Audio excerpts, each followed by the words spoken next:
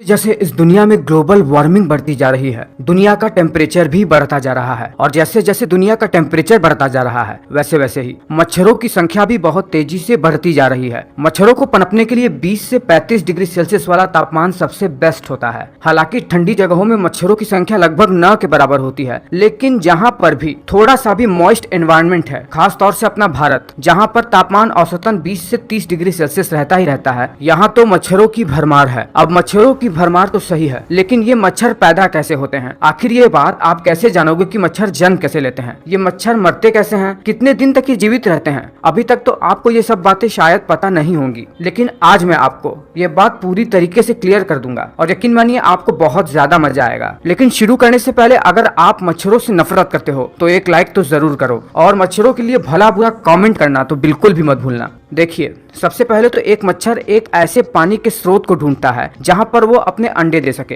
हालांकि कुछ मच्छर की प्रजातियां ऐसी होती हैं जो पानी के ऊपर तो नहीं लेकिन पानी के पास ही अपने अंडे को देते हैं, लेकिन मच्छरों की अधिकतम प्रजातियां पानी के अंदर ही अपने अंडे को देते हैं। एक बार मच्छर को पानी का स्रोत मिला, वहाँ मच्छर अपने अंडे देना शुरू कर देता है। देखिए इस वीडियो में एक मच्छर कितना ज्यादा अंडा दे रही है। एक बार मच्छर अंडे दे देती है, उसके बाद मच्छर के अंडे पानी के अंदर ही चले जाते हैं और अंदर जाते ही लगभग 24 से 72 घंटे के अंदर ही, यानी मात्र 3 दिन के अंदर ही ये अंडे हैच हो जाते हैं। जैसे ही अंडा टूटता है, टूटे हुए अंडे में से मच्छर का लार्वा निकलता है। अब आप ये सोचेंगे कि ये लार्वा क्या होता है। चलिए आपको समझाते हैं कि लार्वा क्या होता है। देखिए, कोई भी कीट अपने जीवन के पहले चरण में जब आता है तो पहले तो वो अंडा बनता है, फिर उसके बाद वो एक इल्ली जैसा कीट बन जाता है। इस स्टेज को इल्ली भी कहते हैं। ये कीट ऐसा होता है जिसके चारों ओर एक खोल सा बन जाता है जो बहुत ही मुलायम सा सॉफ्ट सा होता है। इसी के अंदर वो कीट रहता है और पोषण पाता है। इस खोल के अंदर ही वो पोषण पाकर फलता फूलता है। लेकिन मच्छरों के केस में ऐसा होता है कि जब ये लार्वा बन जाते हैं तो क्योंकि ये पानी के अंदर रहते हैं इसलिए ये पानी में तैर सकते हैं और मच्छर तो इवॉल्व ही ऐसे हुए हैं कि उनका लार्वा पानी में तैर सके, इसीलिए मच्छर अपने अंडे को पानी में देते हैं और 3 दिन बाद जब मच्छरों का अंडा टूटता है तो उसमें से एक मच्छर का लार्वा निकलता है। अब मच्छर अपने लार्वा के स्टेज में 4 से 14 दिन तक रहता है, जहाँ उसे एक सॉफ्ट से खोल के अंदर भरपूर पोषण मिलता है और उसका शरीर का निर्माण होता है। उसके बाद 4 से 14 दिन के बाद जब मच्छर अपने लार्वा के स्टेज को पार कर लेता है, वैसे ही मच्छर के चारों ओर का खोल बहुत ही कठोर हो जाता है और मच्छर पहुंच जाता है प्यूपा के स्टेज में, जहां पर उसके पंख वगैरह ये सब डेवलप होने लगते हैं। कभी कभी तो प्यूपा के स्टेज में प्यूपा की खोल पारदर्शी भी हो जाती है और मच्छर इस प्यूपा वाले स्टेज में 2 से 3 दिन तक रहता है। जैसे ही समय बीतता है, अचानक से इस प्यूपा का खोल टूटने लगता है और सामने आता है एक ऐसा कीड़ा जिससे हम लोग सबसे ज्यादा नफरत करते हैं। अब उसका पंख भी डेवलप हो गया रहता है। उसकी बड़ी सी सुई जैसी एक नाक होती है जहाँ से वो खून चूसता है। अब मच्छर अपने एडल्ट स्टेज में आ चुका है। अब अगर ये मच्छर एक फीमेल होगी तो हम लोगों का खून चूसेगी और अंडा देगी और 30 दिन के अंदर ही मर जाएगी। वही अगर ये मच्छर मेल होगा तो ये मात्र और मात्र 10 दिन तक जिएगा और पेड़ पौधों और फूलों के नेक्टर लेकर जीवित रहेगा। ये हमारा खून नहीं चूसता है, इसलिए कभी भी कंफ्यूज मत होना कि एक मेल मच्छर हम लोगों का खून भी चूसता है। केवल और केवल फीमेल मच्छर ही पोषण के लिए मनुष्यों का खून चूसती है और अंडे देती है। तो ये वीडियो आपको कैसा लगा है मुझे नीचे कमेंट करके बताइए। अच्छा लगा है तो लाइक कीजिए और मच्छरों को गाली लिखना तो बिल्कुल भी मत भूलिए।